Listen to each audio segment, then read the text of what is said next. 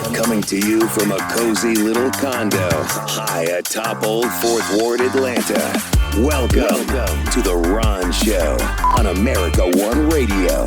Here's your host, Ron Roberts. As we head into the weekend and into a new school year, there are questions about what courses you can and cannot get in Georgia's public schools. A lot of that due to some questionable decisions made by the Georgia State Superintendent. Let's catch you up on the story a little bit. This from Fox 5 WAGA television here in Atlanta. The decision by the state school superintendent to pull state funding for advanced placement African American studies is continuing to cause a stir. It's made national news, and state lawmakers are demanding for the state to reverse course. Now DeKalb County has pledged $100,000 to fund the class for its students. Fox 5's Kevin Stewart's been following the story for us. He's live from the state capitol with the very latest. Kevin? Yeah, guys, we've got a little bit more clarity today. The state school superintendent released a more detailed statement than he did yesterday, and there appears to be a little bit more wiggle room. But when you talk to the folks over at the state capitol who gathered this afternoon, they say it's not a real solution. African American history is part of American history. As state lawmakers, educators, and students gather at the state capitol, reach out to the superintendent and demand that the course be reinstated. Vigorously calling into question State Superintendent Richard Woods' decision to pull state funding for the AP African American Studies course. Deeply troubling. There appeared to be a slight budge from the state, more clarity where the current state-funded non-AP African American Studies course could be used. In a statement released just as this gathering started, Woods said, quote, "When I reviewed the AP course, I had concerns about the state endorsing the totality of the course." He went on to say, "It's my position that districts should use the existing course, which allows them the flexibility to develop their own curriculum based on local priorities or to use standards from the AP course." We're not asking that same compromise of the other AP courses. We have made our demands very clear. We want that course reinstated as an AP elective like all the other courses. That is State Senator Nikki Merritt. Here is House Representative Jasmine Clark. When you take an AP course, you get quality points. To do it the other way takes that away. And even if they can take the AP exam, it affects their GPA. State lawmakers say if Woods does not flip, they will put pressure on state school board members to make the move. A board member could reintroduce it and they could vote on it as a board. Also chiming in, State Senator Elena Parent. He owes the people of Georgia, students and educators most especially, an explanation for what it is within the curriculum he reviewed that gave him pause. All right, now we did try to reach out to the chair of the state school board, as we did yesterday, for comment today, but so far we have not heard back.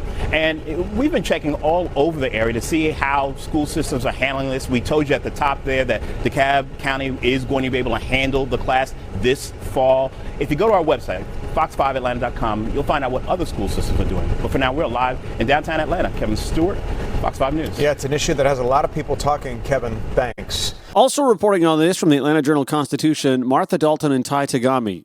This, stunned me a little bit. On Wednesday, questions about Richard Woods' decision came from fellow Republican Governor Brian Kemp, who sent him a letter with several questions about the course, which was piloted in 33 Georgia schools during the last school year. Kemp asked whether Woods' department reviewed the course's curriculum before launching the pilot, and if so, why his opinion has changed since. As a matter of fact, I'm going to read for you the letter that was dated July 24th, just 2 days ago, on Wednesday, from the governor's office. Dear Superintendent Woods, following the announcement that your office declined to recommend the Advanced Placement AP African American Studies course for approval by the state school board for the upcoming academic year, my staff has received multiple questions from various stakeholders regarding the decision and how it was reached. Though my office does not have any role in these recommendations, quick to point that out, decisions or approval of curricula, I, along with others within my administration, would like to learn more about what went into the decision not to recommend this course for approval. And then he goes into a bullet point list of questions. Specifically, I have the following questions, Governor Kemp writes. Did the state fund the pilot of the AP African American Studies course? If so, how much did the pilot cost the state? Was the curriculum for the course reviewed before the pilot? If so, why has your opinion changed since the initial review? What specific parts of the curriculum do you cite for the concerns leading to your decision not to recommend the course for approval. Over the past 10 years, how many pilot AP courses have been recommended by the state and how many have not been recommended? That's a great question. How many students participated in the pilot of the AP African American Studies course? Kemp asks. Which districts participated in the pilot of the course? 2 more questions he asked. What specific reasons went into the decision not to recommend the AP African American Studies course for approval by the board? Another great question. Are there any district level concerns with using the existing African American Studies course as opposed to the AP course? Governor Kemp concludes his letter saying, as you know, the well-being of Georgia's children and their educational opportunities is one of my top priorities. As a longtime believer that families should ultimately make the decisions which best meet their child's academic needs and futures, I would appreciate your attention to the above questions and any answers you and your staff can provide in a timely manner. Sincerely, Brian P. Kemp.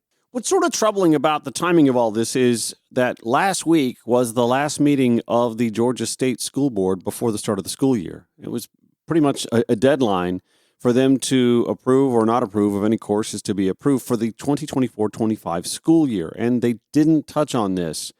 That means that the course cannot be approved before the 2025-2026 school year. Not that it won't be offered in many school districts or the school districts that want to offer it in the state of Georgia, but that state funding, and there's so much nuance to this. It's being relegated to a separate but not quite equal scenario for other AP courses in the state of Georgia, which is why there are so many questions as to why this one particular AP advanced placement course, which offers college credit for students heading to college, was singled out. Here to help me understand the nuance is public education advocate Michaela Arciaga. Welcome back to the show. Thanks for calling in this morning to help me understand and explain why the African American AP course here is potentially being singled out, and why there are still complaints despite the State Board of Education superintendent saying, okay, well, we can offer it and there's some state funding involved. What is the difference? Yeah, well, thanks for having me. It's good to be here. There's a couple of things that are at play here, right? Mm-hmm. First, it's important to know, like, students have always been able to get AP credit. So there's different types of credit that kids get for taking an AP class. Okay. There are academic school-based incentives, and then there is college credit incentives. Right. And that is really important because, one, we know getting into college is more competitive than it has ever been. And also, kids are looking for ways to save money on college and also get ahead and have competitive college applications. And so what's at play here is that the state was originally saying they were not going to fund the course at all. Mm-hmm. And many school districts were looking for ways to work through that. We have something that's called a strategic waiver system. And so that means that a local district can make a contract with the state for flexibility from certain state requirements in exchange for higher accountability. So what that looks like is they'll say, we can't meet the class size requirement from the state. Give us a waiver for that and we will do better on XYZ. Okay. Curriculum is a really common waiver to have, and that gives local districts flexibility to offer classes using their own local budgets and to that maybe is not available at the state. The problem with this is there is no other AP class that the state has not approved. The state has approved all but one of the official AP courses. Mm-hmm. And that one that is not quote unquote approved or state funded is it's a higher level computer science class. And we offer AP Computer Science A, which is like the base computer science class. So students have access, and the state funds essentially the entire catalog of AP courses, except for now AP African American Studies. Mm. The other issue is they're saying, oh, just use the existing approved state code. The existing state code is it's called Intro to African American Studies. It is a standard level class. And with that comes certain restrictions. Like historically, it has only been a semester long class. Mm-hmm. That raises challenges for districts because even if they register kids under that code and they say, we put them in Intro to African American Studies, AP is a year-long class. Yeah. Some districts have flexibility as far as how they do scheduling, and so it's not a true issue for all, but many of them offer AP as a year-long enrollment. And so that raises challenges. It raises districts are saying, we could put them in the intro class for both semesters, but then we can't guarantee that they get the adequate graduation requirements because they've been enrolled in the same class twice. And that, again, that poses challenges. The other aspect of it is, so AP is neat in that, like, they will work with local districts. So if a local district is saying, we want to offer the AP African American Studies curriculum, they go through a process with College Board. It has nothing to do with the state. They get audited, their teachers are reviewed, they have to get special certifications, and they have to sign a contract that says they will teach the AP course curriculum with fidelity. And here's where the problem with Superintendent Woods' statement kind of comes into play. He's saying, I had concerns about the full curriculum of the AP course. We're not going to approve the course because of those concerns. Local districts can still use this alternative code, which is not a true alternative. And then they can make the choice of whether or not they want to teach all of the aspects of AP African American Studies that they want. And the problem with that is that fidelity contract, where if the district does say they're trying to offer AP African American Studies under the title of intro, and they deviate from that established AP curriculum in any way, they're now in breach of contract with College Board. And that's an issue between the district and College Board. It's not even an issue between the district and the state. So that justification just doesn't really hold up. And the state knows that that's part of it, right? That explicit caveat is actually written into our State Board of Education rules around approved courses, that AP courses are only AP courses if they are the approved AP curriculum.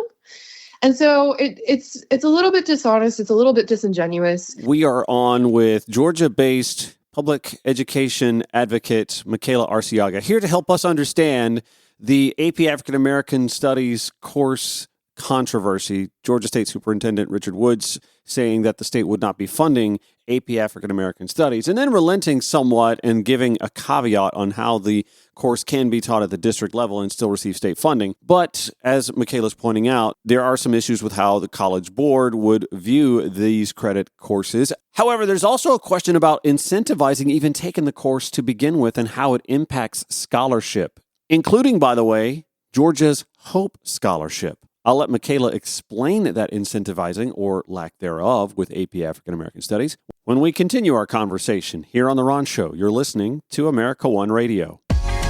I thank you for listening. Follow us at Ron Show ATL, Facebook, the Twitter X platform, Instagram, Threads. I like that you get to work with me here as I try to understand something that even I don't fully understand. And I always reach out to folks who do, as I did with the AP African American Studies course controversy here in the state of Georgia. If you're not following along, the state superintendent says Georgia's not funding that course anymore. Why that particular AP course is the question. Even Republican Governor Brian Kemp wanting to know how the state superintendent arrived at that decision. Here to help me understand the ramifications of that decision, which, by the way, the superintendent has backtracked a little bit and said, well, we'll pay for it, but you got to take it through this code course instead, is public education advocate, Georgia-based public education advocate, Michaela Arciaga. Now, we were talking about all the other ramifications just from a curriculum standpoint, but there's also a question of student incentivization. And Michaela explains what I mean by that. As I've mentioned, there's a lot of incentives around academic rigor for students to take AP classes. There's transcript incentives. There's college credit incentives. Yeah. Kids can still get the college credit. That's really important. I think people need to know that. Is that would that even happen with the intro course code that's being offered by the state as a? So kids can register and take any AP exam they want. The incentive to take the course with the exam is partially that, one, the course is meant to teach kids. There's very specific like testing strategies, writing approaches that they also train you in. Like, there's very certain things that you are meant to express on an AP exam to demonstrate understanding. Okay. And So the course basically preps kids not just with the content, but also the testing style, which is a really important aspect of this. That's also part of the concern around the semester-long timeline is, are kids going to have enough time to learn this material? Right. But so the college credit was never going to be an issue. There are some equity issues as far as cost and also access. But the big concern was, how will this be reflected on student transcripts? Yeah. And how will students receive the appropriate academic rigor? Like, how will that be reflected appropriately onto their transcripts? Right. I've gotten some more information on that. In fact, we've through some contacts with College Board. It's basically been established. AP is able to certify. They don't care necessarily what the code from the state is. Like, every state codes their AP courses differently, and so they have some flexibility. They can certify if a course has been the appropriate AP curriculum, right? Because of that fidelity curriculum, et cetera. So if a district says, we're going to teach this class, we're going to go through the audit process, we've signed this contract, AP will verify the course for a student on their transcripts through to the college and on their graduation. The thing is, this is still a state problem, because if any of our kids want to go to use HOPE to go to college in Georgia, or use HOPE in any capacity, I suppose, there's something that we call rigor points to qualify for HOPE. AP is traditionally awarded additional points for rigor when kids are applying for HOPE. Mm-hmm. If the state does not acknowledge this course as an appropriate approved state AP course, they cannot use that credit towards HOPE, which further disincentivizes students from taking this class. Even taking the class, yeah. Exactly. Because if the class is worth the same credit as, say, your gym class for the HOPE credit, or why would they take a college level rigorous class? Yep. They're typically upperclassmen. Why would they do this in some of the hardest years of their high school careers? I mean, the issues of equity abound on this, right?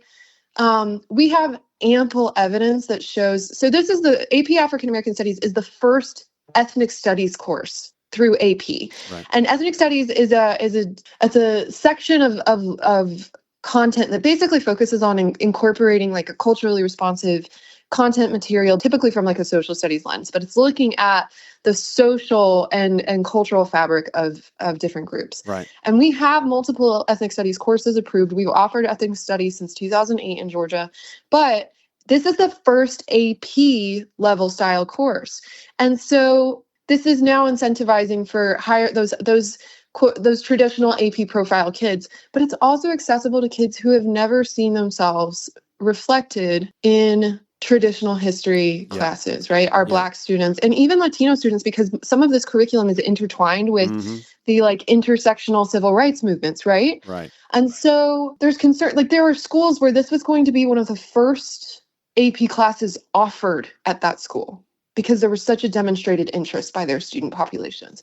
There are huge academic benefits. When you look at the accessibility to AP, there's the same overlap with like wealth and race that we see on other access obstacles, right? And so the fact that this is singling out the first AP level ethnic studies course that is focusing on the role and contributions and the diaspora of Black Americans in history, really just, it's reminiscent of separate but equal, right? Yeah, and they're saying, I feel as if that there's this effort to sort of nip the push for diversity in education, equity. Exactly. The boogeyman being critical race theory. The last 3 or 4 years, this feels like one of those pushes to just sort of stem this before we start having Hispanic American AP courses, or even Indigenous American AP study. Exactly. Yeah. Which is crazy, because I don't know if you followed the controversy around this course. So this course has been piloted since the 22-23 school year. So they've been piloting it for 2 years. The curriculum, I mean, AP knows their business. They've been in operation for decades, right? Right. I mean, there's all kinds of elitism and problematic aspects of the College Board and AP and all that. I knew that, right. You can't say that their curriculum is not thorough. And something I don't. So Florida played a big role in revising that curriculum because critical race theory was originally part of that curriculum. Right. They've explicitly taken critical race theory out of the AP content curriculum, and it has actually been expanded to kind of focus on the larger diasporic history of African Americans and Black Americans. And so it really is kind of like a red herring. You can't pretend, especially looking at the way that we have approved and funded every single other course, that we are now creating significant administrative. The fact that we're having to ask all of these questions and understand all of this nuance immediately tells us that this is not equal.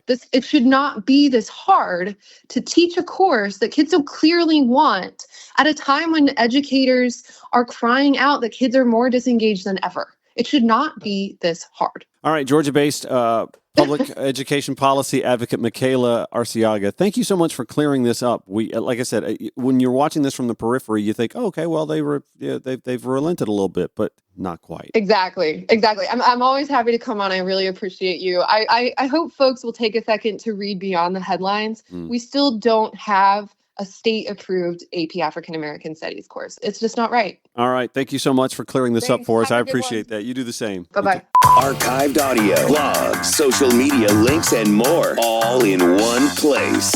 Log on at ronshowatl.com. The Ron Show on America One Radio.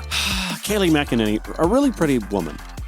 I mean, not that's the first thing that comes to my mind. Obviously, she has history working in the Trump administration, and now ever since then with Fox News. Last night, this follows up, by the way, on my full-fledged conversation on yesterday's show. Please go back and review this, and the show notes as well at ronshowatl.com. I discussed at length Kamala Harris, the vice president and presumptive nominee for the Democratic Party nomination for president, her role in stemming migration from Central and South America. How she is not a border czar, and yet Kayleigh McEnany thought she just had to clip the own that President Biden obviously made her the border czar that the Republicans so wish she had the title of. Listen to this clip. So which is it? Was she the border czar? No. Or did she never hold that position? No. Well, let's ask the man who's been her boss for 3.5 years. There's about 5 other major things she's handling, but I've asked her, the VP today, because she's the most qualified person to do it, to lead our efforts with Mexico and the Northern Triangle and the countries that help. We're going to need help in stemming the movement of so many folks. So it's not her full responsibility and job, but she's leading the effort. A little hard to hear with the mask there, but that's a yes. No, actually it isn't. He didn't say border czar. He didn't say anything about her being at the southern border or dealing with the southern border in any way, shape, form, or fashion. That clip, by the way, was from, I think it was it March of 2021? Yeah, March 24th, 2021, where President Joe Biden did not say a thing about her handling border enforcement, the southern border, nothing. There was not even the word czar, not even. But Kayleigh McEnany, she looked really good in that episode. She really, I just don't understand. I don't understand the lack of aha in that aha moment. Again, go back, listen to yesterday's show, ronshowatl.com, or wherever if you don't podcast yet, by all means, podcast. Get on a podcast platform. You can follow The Ron Show on your preferred podcast platform and never miss an episode, even if you don't happen to have time or can't listen to this show on the America One Radio app, AmericaOneRadio.com between 9 and 10 a.m., replay 5 to 6 p.m., on demand all day at ProgressiveVoices.com as well. You can always listen to past episodes on the website or on your preferred podcast platform. I've been saying for a while now that after the first presidential debate between Joe Biden and Donald Trump, that there probably wouldn't be a second debate. There would be no incentive for Donald Trump to do so. However, with the change atop the Democratic Party ticket and tightening of polls, naturally, I assumed, no, Donald Trump wants another shot at this because he wants to cement the lead that he has.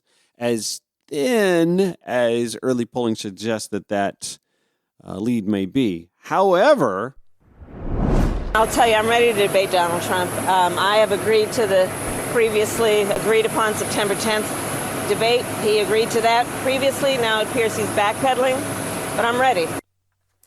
In a sign of just how quickly things are changing, that was this morning. But just moments before we came on air, a newly released statement from the Trump campaign came out where they are hedging on the debates altogether, backing out of them for the time being, with Trump's spokesperson saying, and I'm quoting now from the new statement, general election debate details cannot be finalized until Democrats formally decide on their nominee.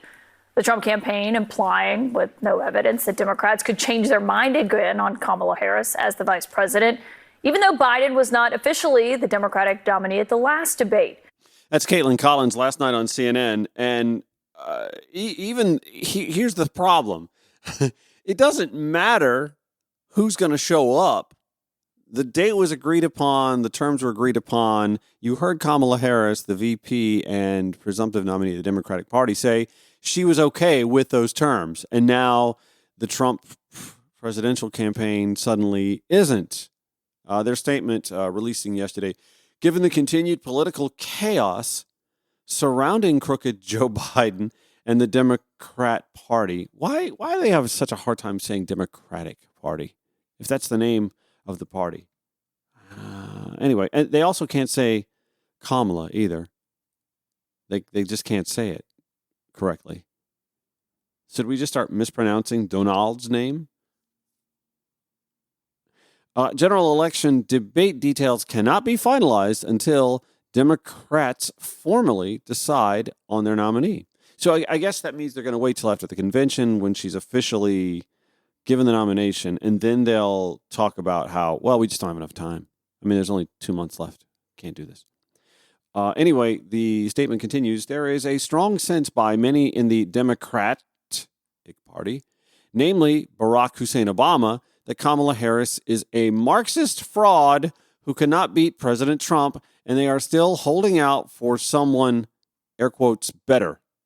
Therefore, it would be inappropriate to schedule things with Harris because Democrats very well could still change their minds. That, according to Stephen Chung, Trump campaign communications director. I saw this last night. I don't know if you did. Now, before I roll this, let me just go ahead and state this was clearly produced. I mean, who records a phone conversation on video and the audio is really good on both sides? That being said, this just took a little time to put together, but it's put together and it's cute. In fact, I retweeted it at Ron Show ETL on the Twitter X platform. Kamala. Hello. Hi. Hey there. Oh, hi. You're both together. Oh, it's good to hear you both. I can't have this phone call without saying to my girl Kamala, I am proud of you. This is going to be historic. We called to say Michelle and I couldn't be prouder to endorse you and to do everything we can to get you through this election and into the Oval Office. Oh my goodness. Michelle, Barack, this means so much to me. I am looking forward to doing this with the two of you, Doug and I both, and getting out there, being on the road. But most of all, I just want to tell you the words you have spoken and the friendship that you have given over all these years mean more than I can express. So thank you both. It means so much. And we're going to have some fun with this too, aren't we? Sounds to me like she has their endorsement. So I don't know what they're waiting on. Are they waiting on a prominent Republican to endorse her before? They're going to wait till the convention. They're just going to wait. Fine. Wait till the convention. Donald Trump will take a bullet or maybe some glass shrapnel. Why are we not finding out about that, by the way? He will take a bullet for this country, but will not take to the stage alongside Kamala Harris to debate the issues. Okay, that's fine. I mean, let that play out however it plays out. The American public sees what they see. They see that one candidate who literally just got she didn't get the nomination, but literally just got thrust upon the presumptive nomination. Nothing left to do except either a virtual roll call and or the convention and some paperwork. Ready to do it. Like 5 days into having the presumptive position, she's ready to debate him. He has been president for 4 years. He has been running for office for, 2? I mean, God, the guy's been running for office pretty much from January 6th on. And she's ready to debate him, and he's like, she's not a technicality. Okay, fine. Meanwhile, former Georgia Lieutenant Governor, Republican, still trying to save his party, salvage his party, Jeff Duncan, has endorsed Kamala Harris. A Republican former lieutenant governor still believes he is a Republican, I guess until they kick him out. Jeff Duncan has rolled out with his endorsement of Kamala Harris. This from the Atlanta Journal-Constitution. Caleb Groves reporting. In an interview Wednesday on the Politically Georgia podcast, former Lieutenant Governor Jeff Duncan said he would vote for Vice President Kamala Harris over former President Donald Trump. Now, I don't know, maybe that shouldn't come as much of a surprise because, as Caleb writes in the AJC in May, Duncan, a lifelong Republican, endorsed President Joe Biden's reelection. And as the president stepped aside to endorse Harris, Duncan continues to back the Democratic Party in hopes of getting the GOP, he says, back on track, away from the Trump MAGA base. Duncan also tweeting, I'm committed to beating Donald Trump. The only vehicle left for me to do that is with the Democratic Party. If that requires me to vote for, speak for, or endorse Kamala Harris, then count me in. Representative Mike Collins, local narcissist, retweets that and says, what a weird narcissist, while continuing to shill for Donald Trump. That's Mike Collins, who is fully behind Donald Trump's attempt to return to the Oval Office, calling Jeff Duncan a weird narcissist. Oh, anyway, so going to take a quick break. Come back. We'll give you some of the audio from Jeff Duncan's endorsing of Kamala Harris on the Politically Georgia podcast when the Ron Show returns. So we're in the home stretch of the Friday weekend and end of week Ron Show. What a week, right? I mean, my gosh. I remember when I started this show, I thought, man, I don't know if I can do this 5 days a week. There's going to be enough fodder to talk politically. And this was like, 18 months ago, I think I'm losing count, actually. Yeah, it's been 18 months that this show's been on the air. And aside from some vacation days here and there and the occasional replays during the holidays, best ofs, et cetera, and so on, well, it turns out the material writes itself. Kamala Harris for president, by the way, her first campaign ad for the 2024 cycle rolled out. Here it is, featuring Beyonce's music in the background. In this election, we each face a question. What kind of country do we want to live in?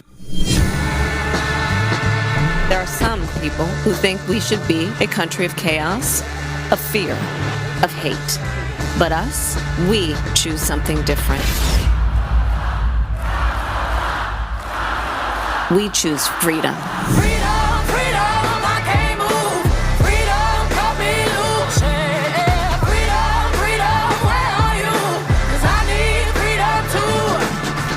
The freedom not just to get by, but get ahead. The freedom to be safe from gun violence. The freedom to make decisions about your own body. We choose a future where no child lives in poverty, where we can all afford health care, where no one is above the law. We believe in the promise of America, and we're ready to fight for it. Because when we fight, we win. So join us. Go to KamalaHarris.com and let's get to work. I'ma keep on running because the winner don't quit on themselves. All right.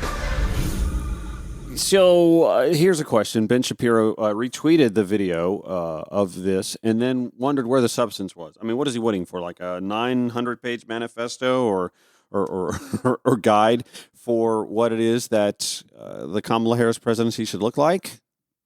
Should we call it something like Project Camelot 2025? Something along those lines? I'm just trying to understand what it is Ben Shapiro is looking for there substantively. It's a commercial. You don't get substance in a commercial. You get substance in a book or, like I said, a manifesto, a 900-page manifesto from a think tank. That's you in a commercial.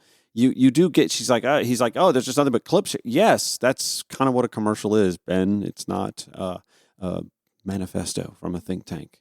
I think what you're looking for might exist somewhere else, from someone else, but not here just yet. Okay, so as I mentioned before, former Lieutenant Governor Republican Jeff Duncan, now an Atlanta Journal-Constitution contributor, has thrown his endorsement that he had previously given to Joe Biden to Kamala Harris. Bill Nygut on Politically Georgia on Wednesday discussing that with Jeff Duncan. Let me read you one paragraph from the essay you wrote right after learning that Kamala Harris was stepping up to run for president. You said this: the president, meaning Joe Biden, might have created the necessary pivot point for his party to stave off the almost certain electoral disaster it was headed for in November. More important, he might have created the necessary pivot point for the country to save us from another 4 years of Donald Trump. Jeff, welcome to the show. Glad to be here. Yeah, for me, I'm pot committed to beating Donald Trump. I've written a book dedicated to pretty much beating Donald Trump any which way we can with conservative principles. I've done 1,000 television interviews. I've done 2,000 radio interviews. I've done everything I can possibly do to beat Donald Trump. And the last vehicle I can use is the Democratic Party to beat Donald Trump. So I'm pot committed. My support of Joe Biden, as I outlined in several different formats, including the opinion piece for the AJC initially, is, look, I was going to pick a decent man over a convicted felon and somebody without a moral compass. And I still think that even the fact that he stepped down after a disastrous debate, after a number of additional warning signs that he was not going to be mentally and physically fit to continue for 4 more years, he did exactly what I said he was, and that's a decent man, stepped down from that role and gave the keys to the Democratic Party to figure it out. Now, surprisingly, to me, and probably even to Vice President Harris and everybody else around the Democratic apparatus, they consolidated in about 12 hours around her, and they raised $100 million in 24 hours. And so I think the voice has spoken. So look, I'm selfishly going to continue to hijack the Democratic Party to try to beat Donald Trump any way I can, so that in 26 and 28, I've got a Republican Party that I can actually recognize, that I'm proud to tell my friends and neighbors and even family members that I'm a part of, because right now that's not possible. Wow. And listen, that's not a Republican saying that I'm switching or I'm going to the Democratic Party. That is a Republican saying, yeah, you know what? Suck it up. 4 years of Kamala Harris I can live with. This is after 4 years of he, of course, sucking it up, as many Never Trumpers did, Lincoln Projector types did, and coalesce behind Joe Biden.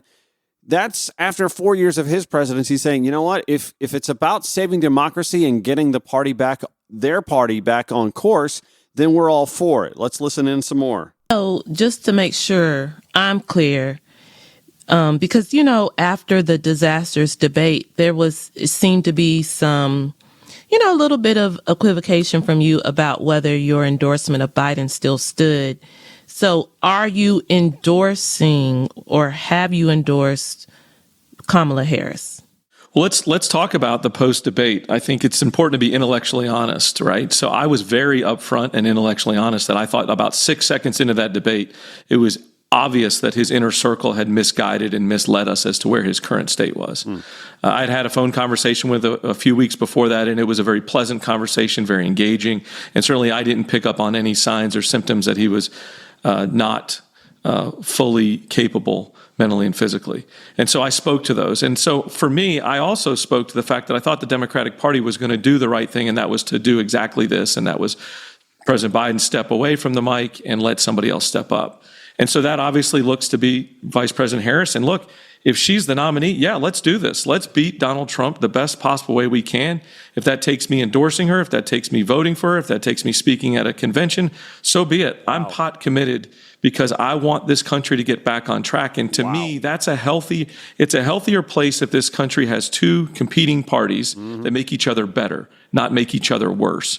And in the current environment we're in, all each party is doing, and I'm going to look at it through the Republican lens, is just make the situation worse, right? When I watch this divisive nature showing up to the negotiating table, not wanting to negotiate, but wanting to embarrass, that doesn't allow us to get closure or close the gaps on immigration. It doesn't allow us to close the gaps on guns. It doesn't allow us to close the gaps on inflation, budgetary issues. It doesn't. And so I want to be a better negotiating party. And to do that, it's going to take the Democrats beating us and forcing us to take our medicine. Jeff, you know that there are any number of Republicans out there, perhaps enough to elect Donald Trump to the White House again, who are not thinking so much about policy as they are the fact that they see him as a strong, authoritative leader who can straighten out what he claims are all of the crises that face our country. So that's a given. But I want to take you back. And Tia, you'll remember this too. The night that Barack and Michelle Obama had realized they had won the presidency, won the White House, and there was that remarkable moment when they came out on platforms that had been laid out in Grant Park in Chicago, where tens of thousands of Chicagoans were there to cheer them on, recognizing the historic moment, a black man elected president of the United States. Again, you may not have thought that President Obama accomplished as much as you'd hoped he had as president. But here's why I bring it up now, Jeff. It strikes me that Kamala Harris, if she plays her cards right, if she comes up with the right policies, she does present another moment of hope that America is not the dark place that we've come to think of it as in so many ways. I don't think that's enough reason to vote for her, but it is an extraordinary moment. Yeah, this election is either going to be an asterisk mark in the history books or a pivot point. And to me, that's about how we approach. Your point about Republicans, there's 45% of this country that is going to vote for Donald Trump come hell or high water. Yep. There's 45% of this country that's going to vote for Kamala Harris come hell or high water. It's the 10% in the middle that are still going to decide this. And so for me, the party that wakes up and recognizes that and understands, in the piece I wrote yesterday for the AJC, I talk about what really is, goes back to my policy, empathy, and tone, my pet project that I talked about in my book, GOP 2.0, is if the Democratic Party, the Democratic base specifically, gives Kamala Harris the leniency to be able to talk to and engage with that 10% in the middle, instead of just making them throw red meat to the crowd like Donald Trump did during his Republican convention. Exactly. It was a very theatrical event. It was a very homegrown, unified feeling convention, but all they essentially did was throw red meat to the crowd. This big buildup for Donald Trump's, big speech was this unifying speech. I mean, I was on set with CNN listening to, folks who had gotten early copies of the speech, and they were just melting, saying, "Oh my gosh, this is going to be the greatest, most unifying speech ever." I guess I saw about 10 minutes of that when he just blindly gazed into a teleprompter that he eventually became, bored with or agitated with, and he just went freelance. And so obviously that wasn't the unifying case. If the Democratic base allows Kamala Harris to have leniency to talk about things like immigration, the border, inflation, just because Joe Biden wasn't good at it, it doesn't mean that she shouldn't be able to talk to it. Uses some empathy, and I'm going to flip the script here a little bit on a very, very sensitive subject, on abortion. Right? The left has obviously statistically winning this argument. The majority of Americans don't want this abortion ban in place. They're in a different place than where the Republican base is. But if Kamala Harris is able to understand and have a little bit of empathy and recognize, hey, there's some people like Jeff Duncan and his wife that believe life starts at a heartbeat. I don't want to get mad about it. I don't want to argue about it. That's just what I genuinely believe. Give us the opportunity to have conversations, not lectures and not condemnation. And I would say that in a Republican meeting too. But I think the most important thing is tone. If Kamala Harris is able to step up to the mic each and every day, whether it be a Twitter post, a speech, a television interview, a radio interview, and talk like a president again, talk like somebody who can command a presence and command respect, I think there's something to it, to that 10% in the middle. I think they will gravitate that way, even if they're not with them on a majority of the policies. And watch, as that happens, we'll see the Trump-Vance folks re-engage on discussions about, hey, those debates we were talking about. You guys interested in, maybe getting back on the same page about that? Because, the American people want to see and hear us discuss the topics. Yeah, when the polls start showing that Kamala Harris has them, and she does currently have momentum, they'll come back to the debate discussion. Watch. All right, I see I'm running pretty short on time.